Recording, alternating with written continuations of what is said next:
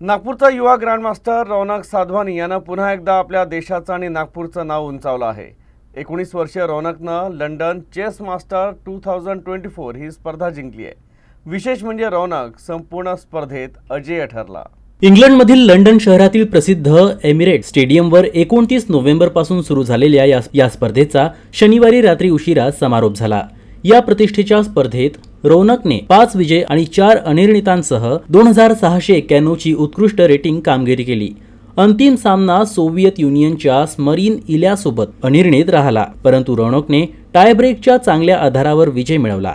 या शानदार विजयासह रौनकने जवळपास 9 लाख रुपयांचं बक्षीसही जिंकलं। या स्पर्धेत इंग्लंडसह 12 पेक्षा जास्त देशातील खेळाडूंनी सहभाग घेतला। रौनकचे बुद्धिबळावरील प्रेम वयाच्या 8व्या वर्षी सुरू झालं।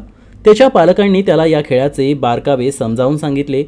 आज तो देशातील सर्वात तरुण 10वा ग्रँडमास्टर ठरला आहे।